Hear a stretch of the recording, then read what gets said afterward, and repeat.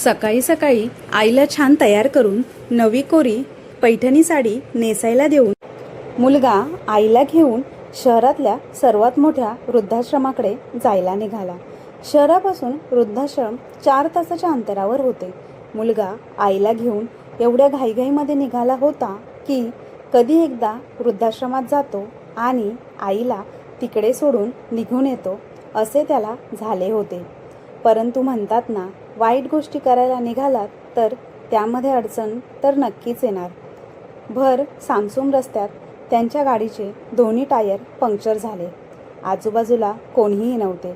एकदम भयान शांतता. आई बिचारी गाडीत बसलेली, कशाची कल्पना नसलेली. आता त्यांचा मुलगा खूपच टेन्शनमध्ये आला. कसं बसं करून त्याने गाडी ढकलत नेऊन गाडीची पंक्चर काढून घेतली आणि शेवटी तो त्या वात्सल्य वृद्धाश्रमात पोहोचलाच. लेट झाल्यामुळे तिकडे रिसेप्शनवर बसलेल्या मुलीशी त्याचा वाद सुरू होता. बघा मॅडम, माझं म्हणणं समजून घ्या. माझ्याकडे इतका वेळ नाही की पुन्हा माझ्या आईला मी इथे आणू शकेल. त्यामुळे कृपया त्यांना आजच इथे प्रवेश द्या. तुम्ही म्हणाला तर मी आत्ताच 1,00,000 रुपयांचा चेक लिहून देतो. फक्त माझ्या आईला इथे ठेवा, अनय म्हणाला.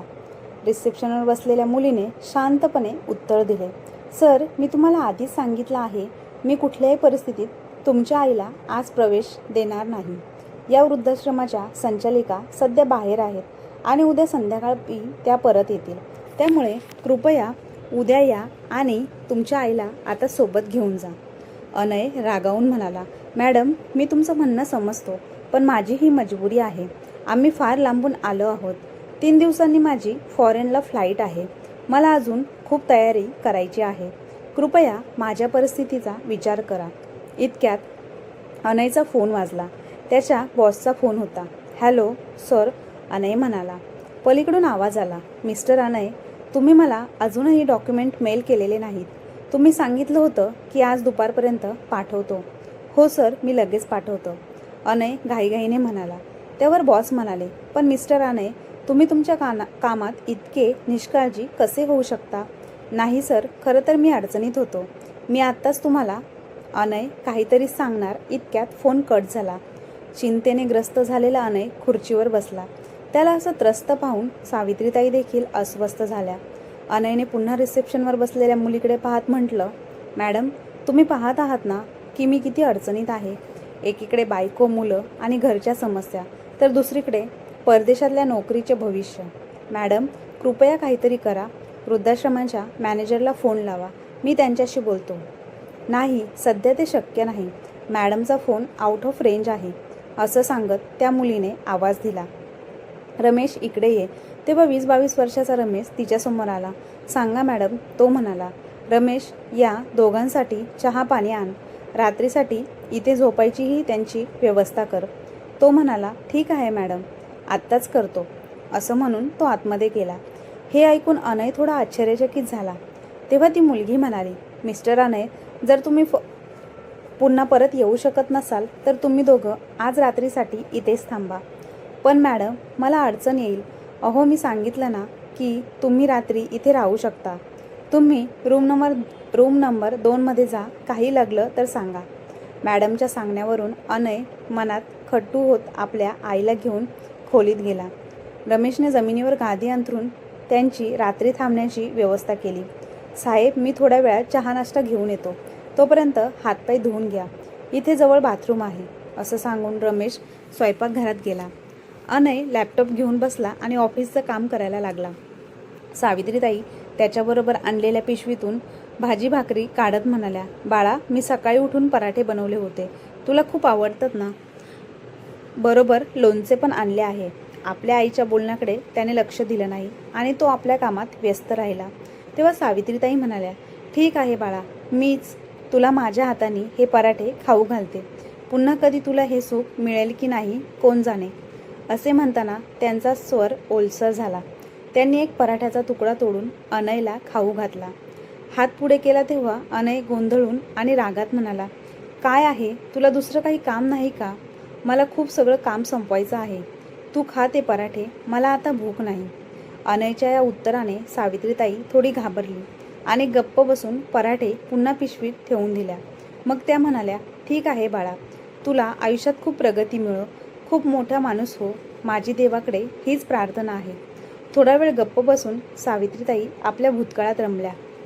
20 वर्षाचा असताना सावित्रीताईंचं लग्न झालं आणि त्या सासरी आल्या. तेव्हापासून त्यांच्यावर जबाबदाऱ्यांचा मोठा भार टाकला गेला. घरात अनेक सदस्य होते. एक नणंद होती जी तिच्या पतीसह माहेरीच राहायची. सावित्रीताईंचे पती सासूचे फार लाडके होते. घरात एक दीर आणि त्याची पत्नीही होती. पण त्यांच्या दीराची पत्नी मोठ्या घरातील असल्यामुळे सासूचा तिच्यावर धाक नव्हता. त्यामुळे सासूचं रौद्ररूप फक्त सावित्रीताईंवरच चालायचं. सावित्रीताईंचा पती एक छोटी मोठी नोकरी करायचा. ते फारसे कमवत नसे. घराचा खर्च सासरे आणि मोठे दीर यांच्या कमाईवरच चालायचं. त्यामुळे सावित्रीताईंची सासरी अवस्था एका नोकरानीसारखीच होती. पण एवढं काही पुरेसं नव्हतं. लग्नाला कित्येक वर्ष झाली होती, पण सावित्रीताईंच्या पदरात मुलंच नव्हतं. त्यामुळे त्यांच्या सासरी त्यांना वारंवार तिरस्कार आणि टोमणे सहन करावे लागायचे. अखेर 10 वर्षाने देवाने त्यांची प्रार्थना ऐकली आणि त्यांना मूल झालं. पण त्यांच्या मुलाला फक्त 1 महिना झालेला असतानाच त्यांच्या पतीचा एका अपघातात निधन झालं. सावित्रीताई यातून पूर्णपणे तुटल्या होत्या. त्यानंतर मोठा दीर आणि त्यांची पत्नी वेगळे राहायला लागले. सासरे आणि सासूही काही काळाने वारले. नणंद आणि त्यांचा नवरा वेगळे घर घेऊन राहू लागले. सावित्रीताई आपल्या मुलासोबत एकट्या राहायला लागल्या. पण त्यांनी धीर सोडला नाही. मुलाच्या संगोपनासाठी त्यांनी लोकांच्या घरात काम करायला सुरुवात केली. इतक्या कठीण परिस्थितीतही त्यांनी कधीही आपल्या मुलाला एकटं सोडलं नाही. त्यांनी आपल्या मुलाला शिकवलं, घडवलं आणि एवढं काबिल केलं की त्याला एका मोठ्या मल्टीनॅशनल कंपनीत नोकरी मिळाली. त्यानंतर अनयची भेट रागिनी नावाच्या मुलीशी झाली. दोघे एकमेकांकडे आकर्षित झाले आणि त्यांनी लग्नाचा निर्णय घेतला. रागिनी मॉडर्न विचाराची मुलगी होती. तिला घरकामात अजिबात आवड नव्हती. घरातील सर्व कामं सावित्रीताईच करायच्या. रागिनीचा दिवस फिरायला जाणं, मैत्रिणींसोबत शॉपिंग करणं किंवा आईवडिलांच्या घरी जाण्यातच जायचा. कधी ती घरात राहिली तर मैत्रिणींचे अड्डे तिच्या घरीच लागत असे. हे सगळं सावित्रीताईंना अजिबात आवडत नव्हतं. पण त्या कुणाकडे काही बोलूही शकत नव्हत्या. जर सुनबाईला काही सांगायला गेलं तर ती सरळ उत्तर द्यायची. अनय तर पत्नीच्या प्रेमात पडलेलाच होता. त्यामुळे आयुष्य जसे चालले होते तसंच चालू राहिलं आणि रागिनीचे लग्न होऊन आता 10 वर्ष झाली होती. सावित्रीताईंना 2 नातू, एक 7 वर्षाचा आणि दुसरा 5 वर्षाचा. रागिनीचे आईवडील अमेरिकेत शिफ्ट झाले होते. आता रागिनीला देखील तिथे जाऊन राहण्याचा हट्ट सुरू झाला. अमेरिकेच्या हायफाय लाईफस्टाईलचं आकर्षण तिला होतंच. योगायोगाने अनयच्या कंपनीने त्याला परदेशात नोकरीची ऑफर दिली. तिथे इथल्या तिप्पट पगार होता. अनयने ती ऑफर स्वीकारली. त्याची पत्नी रागिनी आणि मुलं आनंदाने नाचू लागली. अनयला त्याची आई सावित्रीताई यांना अमेरिकेत सोबत घेऊन जायचं होतं, पण त्यांचा विजा रिजेक्ट झाला. त्यामुळे अनय खूप अस्वस्थ झाला की आता काय करावं.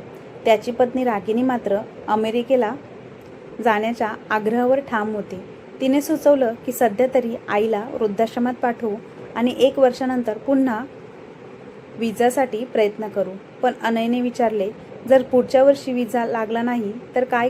यावर रागिनी म्हणाली, अरे त्यात काय झालं. खरं तर माझं म्हणणं आहे की त्यांच्यासाठी वृद्धाश्रमच योग्य आहे. त्या परदेशात जाऊन काय करतील. तुलाही आईची काळजी करत बसण्याऐवजी आपल्या आयुष्याकडे लक्ष द्यायला पाहिजे. आता भावनिक होण्याची वेळ नाही, प्रॅक्टिकल विचार करण्याची वेळ आहे. इतकी चांगली संधी गमावू नकोस. अनयला तिची गोष्ट योग्य वाटली आणि तो सावित्रीताईंना वृद्धाश्रमात ठेवण्यासाठी तयार झाला. चहा बिस्किट आणलं आहे आई. रमेशच्या आवाजाने सावित्रीताईंची तंद्री भंग पावली आणि त्या वर्तमानात आल्या. त्यांनी चहा उचलून पिण्यास सुरुवात केली आणि अनयला म्हणाल्या, अरे बेटा, किमान चहा तरी घे. तेव्हा अनय वैतागून म्हणाला, काय आई, मी आधीच एवढ्या त्रासात आहे आणि तुला खाण्यापिण्याची काळजी आहे. आज काम पूर्ण केलं नाही तर बॉसची झाडाझडती ऐकावी लागेल आणि इथे तर इंटरनेटची रेंज देखील नीट मिळत नाही. काय हे वृद्धाश्रमाचे नियम? एक तर हे वृद्ध लोकांसाठी आहे तरी त्यांना ही साधी गोष्ट समजत नाही. एक तर या आश्रमाचे मॅनेजर कुठेतरी फिरायला गेले आहे आणि इथली मॅडम तर आमची तक्रार ऐकायलाही तयार नाहीत. अनय रागाने बोलत असतानाच दाराजवळ उभ्या असलेल्या त्या मॅडमने सगळं ऐकलं. अचानक त्यांना समोर पाहून अनय गोंधळला आणि म्हणाला, अरे मी फक्त राहू द्या मिस्टर, आणि मी समजते की अशा परिस्थितीत कुणालाही चिडचिड होईल. माझ्यासोबत या, मला तुमच्याशी काहीतरी बोलायचे आहे, मॅडम म्हणाल्या आणि बाहेर निघून गेल्या. अनयला वाटलं की कदाचित मॅडम जास्त पैशांची मागणी करतील. बाहेर गेल्यावर त्यांनी तडक विचारलं, मॅडम जर तुम्हाला हवं असेल तर मी 1 लाख ऐवजी 5 लाखांचा चेक देतो. नाही मिस्टर नाही, पैशांची गोष्ट नाही. मला आश्चर्य फक्त या गोष्टीचं वाटतं की तुम्ही तुमच्या आईने तुमच्यासाठी लहानपणी किती कामं बाजूला ठेवली असतील, किती रात्र जागून काढल्या असतील आणि तुम्ही त्यांच्यासोबत इथे एक रात्रही राहू शकत नाही. हे ऐकून अनयने अजूनच मान खाली घातली. मॅडम म्हणाल्या, ठीक आहे, तुमचंही काम सोपं करून देते. मी तुमच्या आईला आत्ता लगेच प्रवेश मिळवून देते. पण काय मॅडम, अनयने विचारलं. पण मिस्टर अनय, तुम्हाला माझं एक छोटेसं काम करावं लागेल. अनयने प्रश्नार्थक नजरेने त्यांच्याकडे पाहिले. वृद्धाश्रमात किशोरजी नावाचे एक ज्येष्ठ नागरिक आहेत. तुम्हाला फक्त त्यांचं नातू बनण्याचं नाटक करावं लागेल, मॅडम म्हणाल्या. हे ऐकून तो थोडा चकित झाला. मग मॅडम म्हणाल्या, सुमारे 8-9 वर्षापासून त्यांचा मुलगा त्यांना इथे ठेवून ऑस्ट्रेलियाला गेला आहे आपल्या पत्नी आणि मुलांसोबत. तेव्हापासून आजपर्यंत ते आपल्या नातवाला भेटण्यासाठी तडफडत आहेत. त्यांना अजूनही आशा आहे की तो कधी ना कधी त्यांना भेटायला येईल. पण मिस्टर अनय, आज त्यांची प्रकृती खूप खराब आहे. मला वाटतं की आता त्यांच्याकडे फारसा वेळ शिल्लक नाही. जर शक्य असेल तर हे छोटंसं नाटक करा. त्यांच्या डोळ्यांना एक नजरभर नातवाला पाहिल्याचं समाधान मिळेल. फक्त 1 दिवसाची गोष्ट आहे. अनय म्हणाला, पण मॅडम, मला त्यांच्या नातवाबद्दल काहीही माहिती नाही. त्यांच्या नातवाचं नाव प्रतीक आहे. बाकी तुम्हाला काही बोलायचे नाही. फक्त त्यांच्यासमोर थोडा वेळ उभे राहायचे आहे. मॅडम अनयला किशोरजींच्या खोलीत घेऊन गेल्या. किशोरजींच्या बिछाण्याजवळ आश्रमातील त्यांचा एक वृद्ध मित्र बसला होता. किशोर, डॉक्टर म्हणाले आहेत की वेळच्या वेळी औषधं घेतली तर तब्येत सुधारेल, असं त्यांनी म्हटल्यावर त्यावर थरथरत्या आवाजात किशोरजी म्हणाले, किती वेळा देवाकडे प्रार्थना केली की मला उचलून घेऊन जा, पण मृत्यू आहे की बोलवलं तरीही येत नाही. कशाला देवाच्या कानावर काही जात नाही. त्यांच्या अंतर्मनातील वेदना शब्दातून बाहेर पडत होत्या. ठीक आहे किशोर, मी थोड्या वेळाने परत येतो, असं म्हणत त्यांचे मित्र तिथून निघून गेले. दरवाजाजवळ उभा असलेला अनय हे सर्व ऐकत होता. तेवढ्यात मॅडम त्याला घेऊन आत गेल्या. अनयने पाहिले की एका पलंगावर एक अत्यंत अशक्त हाडांचा सापळा झालेला व्यक्तिमत्व पडलं होतं. गाल आतमध्ये गेले होते आणि त्यांचे निष्पाप डोळे जणू त्यांची वेदनेची कहाणी सांगत होते. मात्र त्यांच्या सावकाश येणाऱ्या जाणाऱ्या श्वासांनी त्यांना जिवंत असल्याचं दाखवलं. किशोरजींच्या जवळ जात मॅडम म्हणाली, बाबा पहा कोण आले तुम्हाला भेटायला. किशोरजींनी हळूहळू डोळे उघडले आणि म्हणाले, कोण आहे बाळा? मॅडम म्हणाल्या, पहा बाबा, तुमचा नातू प्रतीक आला आहे. माझा प्रतीक आला, असं म्हणत किशोरजींच्या डोळ्यात चमक आली. हो बाबा, तुमचा नातू ऑस्ट्रेलियातून खास तुम्हाला भेटायला आला आहे, मॅडम म्हणाल्या. माझा प्रतीक मला भेटायला आला आहे, असं म्हणत किशोरजींनी जणू नवी उभारी आली. मॅडमने त्यांना आधार देऊन बसवलं आणि म्हणाल्या, बाबा, तुमच्या नातवाची उद्या फ्लाईट आहे, त्यामुळे आज त्यांच्याशी मन भरून बोलून घ्या. मॅडम बाहेर गेल्या. अनय जवळच्याच खुर्चीवर बसायला गेला, पण किशोरजी म्हणाले, नको बेटा, इथे माझ्याजवळ येऊन बस. अनयला थोडं अस्वस्थ वाटलं, पण मॅडमच्या सांगण्याची आठवण करून तो शांतपणे त्यांच्या बिछाण्याजवळ बसला. मला खात्री होती प्रतीक बेटा की एक दिवस तू नक्की येशील. देवानं माझं शरीर अजूनही तुझी वाट पाहण्यासाठी ठेवलं होतं. पण बेटा, तू उद्या परत जाणार आहेस. कित्येक वर्ष तुझी वाट पाहिली आणि भेटायला काही क्षण मिळणार आहेत, किशोरजी म्हणाले. बोलता बोलता ते थोडे थांबले, पण नातवाला भेटण्याच्या आनंदात त्यांनी त्यांचा सगळा थकवा विसरला आणि पुन्हा बोलायला सुरुवात केली. बेटा, तुझ्या पप्पांचं काय? त्याला माझी आठवण येत नाही का?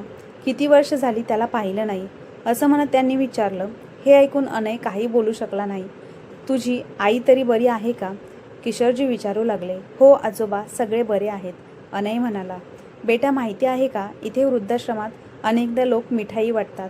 काल एका मुलाच्या वाढदिवसानिमित्त सर्वांना जिलेबी वाटल्याला गेली. त्याचवेळी मला तुझ्या लहानपणीची आठवण झाली, असं म्हणत त्यांनी एका छोट्या वाटीतून एक जिलेबी काढली आणि अनयला दिली. बाळा, ही जिलेबी मी तुझ्यासाठी ठेवली होती. किशोरजी म्हणाले. अनयने जिलेबी उचलली. किशोरजींच्या चेहऱ्यावर हलकेसे हसू उमटले आणि ते म्हणाले, तुला आठवतं का, लहानपणी तू माझ्या आजूबाजूलाच असायचा.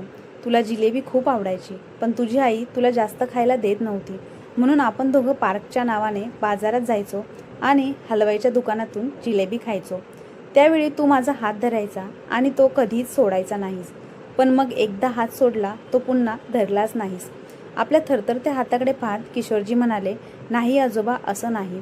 अनय म्हणाला, खरं तर जीवनात खूप अडचणी आहेत, पण बघा, मी तुम्हाला भेटायला आलो आहे ना. कामालाही वेळ द्यावा लागतो. आजोबा, आता कामाकडे लक्ष दिलं तर नात्यावर दुर्लक्ष होतं आणि नात्यांकडे लक्ष दिलं तर काम राहून जातं. हो बेटा, चूक आपलीच आहे. आपण कामाचा बोजा आणि नातं जगतो आणि नात्याचा बोजा. किशोरजी म्हणाले. हे ऐकून अनय नजर खाली घालून शांत बसला. मग किशोरजी म्हणाले, पण बेटा, मला आनंद आहे की कमीत कमी तू मला भेटायला तरी आलास. एक सांग, तुझं लग्न झालं का? किशोररावांच्या या प्रश्नावर अनय विचारात पडला.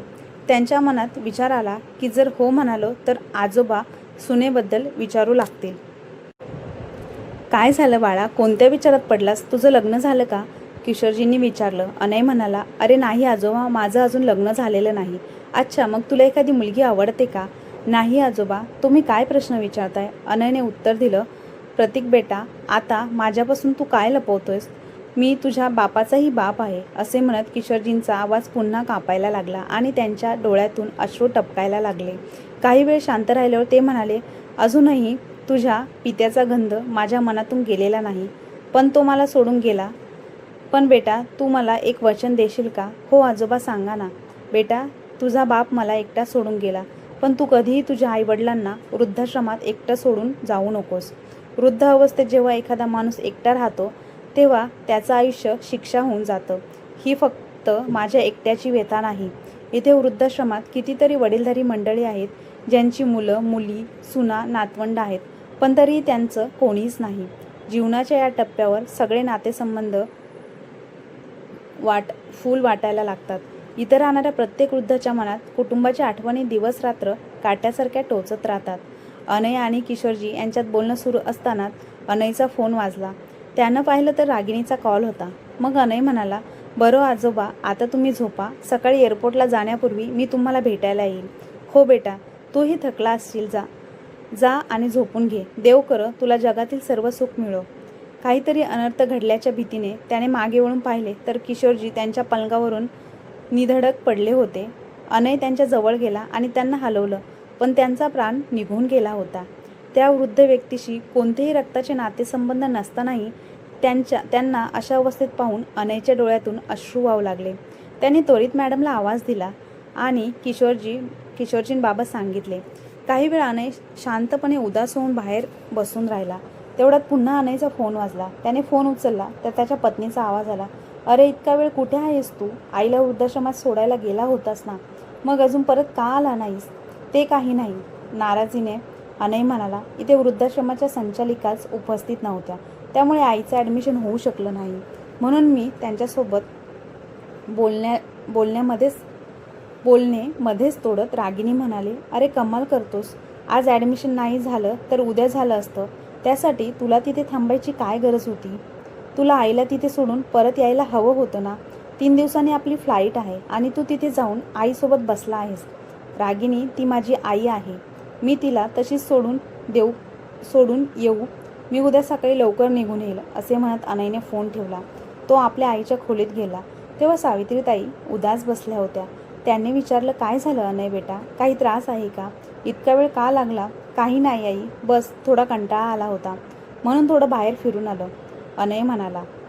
आई, मॅडमने आपल्याला हॉलमध्ये बोलावलं आहे. हॉलमध्ये कशासाठी? सावित्रीताईंनी विचारलं. जेवणासाठी. आई, या आश्रमाचा एक नियम आहे की इथे सगळे लोक एकत्र बसून जेवतात. हा बेटा, तू तर सकाळपासून काही खाल्लेलंही नाही. भूक लागली असेल तर चल जेवून घेऊ. सावित्रीताई म्हणाल्या. आईसोबत हॉलमध्ये गेला. तिथे एका मोठ्या डायनिंग टेबलवर जेवण वाढलेलं होतं. एकामागून एक सगळे वृद्ध तिथे येऊन बसत होते. काही वृद्ध स्वतः चालू शकत होते तर काही वृद्ध पूर्णतः हालचाल करण्यास असमर्थ होते. वृद्धाश्रमातील कर्मचारी सेवाभावाने त्यांना जेवण वाढत होते आणि खायलाही घालत होते. अनय हे सगळं मोठ्या काळजीपूर्वक पाहत होता. त्या वृद्धांच्या चेहऱ्यावरून स्पष्ट जाणवत होतं की ते इथे सुखी नाहीत.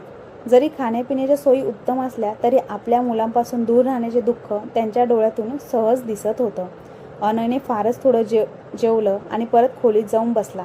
थोड्या वेळाने सावित्रीताई खोलीत आल्या आणि आपल्या मुलाजवळ बसत म्हणाल्या, काय झालं बाळा, तुला जेवण आवडलं नाही का?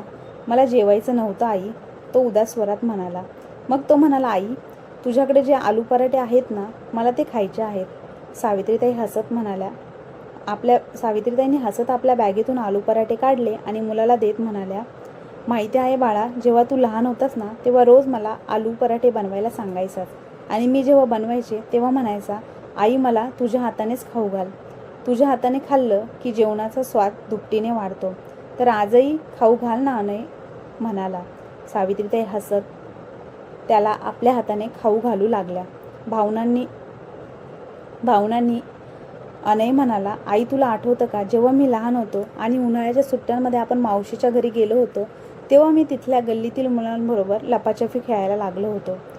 कोणी कुठे लपलं, मीही जवळच्या गल्लीमध्ये जाऊन लपलो. थोड्या वेळात बाकी सगळी मुलं घरी पळून गेली पण मी तिथल्याच गल्लीमध्ये फिरत राहिलो. मावशीचं घर कुठे आहे हे मला कळालंच नाही. ही घटना आठवून सावित्रीताई म्हणाल्या, हो बाळा, तुला मी कुठे कुठे शोधलं नव्हतं. दुपारपासून संध्याकाळ झाली आणि संध्याकाळची रात्र झाली पण तू कुठे सापडलाच नाही. ज्याला 2 क्षण माझ्या नजरेपासून दूर होऊ द्यायचं नव्हतं तो मुलगा कित्येक तास गायब होता आणि मी वेड्यासारखी तुला शोधत होती. गल्ली गल्लीत भटकत होती. शेवटी अंधारात तू समोरून येताना दिसलास तेव्हा कुठे माझ्या जीवात जीव आला. हो आई, मला आठवतंय. मला पाहताच तू धावत माझ्याजवळ आलीस आणि मला छातीशी घट्ट कवटाळून घेतलंस. किती रडली होतीस तू त्यावेळी. असं बोलता बोलता सावित्रीताई आणि अनयच्या डोळ्यात पाणी आलं. खूप वर्ष उलटली होती. आई आणि मुलाला अशा प्रकारे एकत्र बसून बोललेच नव्हते. अनयच्या लग्नानंतर तो फक्त आपली पत्नी, मुलं आणि नोकरीमध्येच व्यस्त राहिला. आईच्या जवळ बसण्याचा ना त्याच्याकडे वेळ होता ना कधी त्याला गरज वाटली होती. बोलता बोलता अनय आईच्या मांडीवर डोके ठेवून झोपून गेला. खोलीच्या बाहेर उभ्या मॅडम खूप वेळापासून हे सगळं दृश्य शांतपणे पाहत होत्या. सावित्रीताई खूप वेळ अनयचे डोके कुरवाळत राहिल्या आणि शेवटी तिथेच बसून झोपून गेल्या. सकाळी अनयचे डोळे उघडले तेव्हा 8 वाजले होते.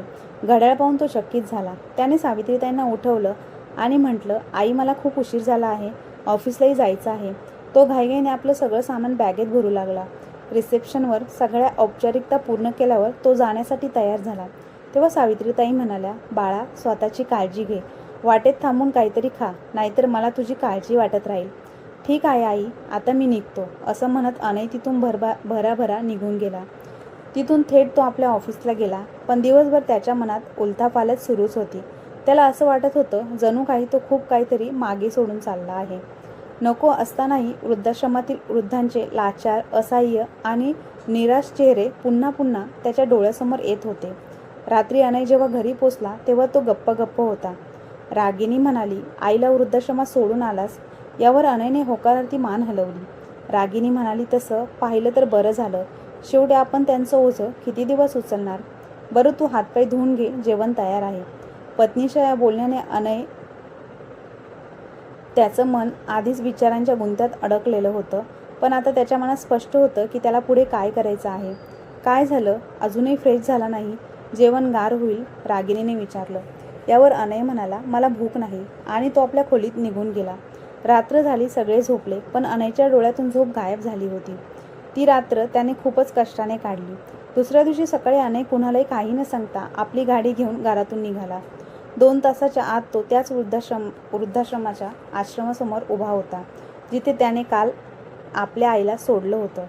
आत जाताच त्याला समोरच मॅडम दिसल्या, ज्या शांतपणे त्याच्याकडे पाहत होत्या. काही वृद्ध मंडळी अंगणात फिरत होती. आत जाऊन अनय इकडे तिकडे पाहू लागला. माझी आई कुठे आहे? कृपया त्यांना बोलवा, अनय म्हणाला. मॅडम म्हणाल्या, हे पहा मिस्टर अनय, सध्या तुमची सावित्रीताईंसोबत भेट होऊ शकत नाही. का मॅडम, असं काय झालं? आई अजूनही झोपलेल्या असतील, काही हरकत नाही, मी इथेच थांबतो. जागी होतील तेव्हा त्यांना भेटेल. तेव्हा मॅडम म्हणाल्या, नाही मिस्टर, त्या झोपलेल्या नाहीत. त्या वृद्धाश्रमातील इतर महिलांसोबत जवळच्या मंदिरात पूजा करण्यासाठी गेल्या आहेत. त्यांनी तुमच्यासाठी निर्जळी उपवास धरलाय. स्वतःच्या आरोग्याची आणि वयाची काळजी न करता त्यांनी इतकं कठीण व्रत घेतलंय. सध्या त्या पूजेत व्यस्त आहेत. तुमचं दीर्घ आयुष्य आणि प्रगती यासाठी त्या देवाकडे प्रार्थना करत आहे. हे ऐकताच अनयच्या डोळ्यातून अश्रू वाहू लागले. तेवढ्यात त्याला समोरून सावित्रीताई पूजेची थाळी घेऊन येताना दिसल्या. त्यांना पाहताच अनय घाईघाईने आई आई म्हणत त्यांच्या दिशेने धावला. अश्रूने भिजलेला त्याचा चेहरा पाहून सावित्रीताईंना ती घटना आठवली, जेव्हा तो 6 वर्षाचा अनय रस्ता चुकला होता आणि आईला पाहून आई आई म्हणत तिच्याकडे धावत गेला होता. आई, मला माफ कर. माझ्याकडून खूप मोठी चूक झाली. मला माफ कर. तू माझ्यासाठी किती काही केलं. तुझ्या प्रेमाने आणि आशीर्वादानेच मी जीवनात यशस्वी होऊ शकलो. लहानपणी ज्यांनी मला 2 क्षणही एकटं सोडलं नाही, त्या आईला मी वृद्धाश्रमात सोडून आलो. अशी औलाद जन्माला घालण्यापेक्षा तुम्ही निर्वंश राहिला असता तर बरं झालं असतं. आईच्या पायावर पडून अनय जितकं बोलत होता त्याहून अधिक तो रडत होता.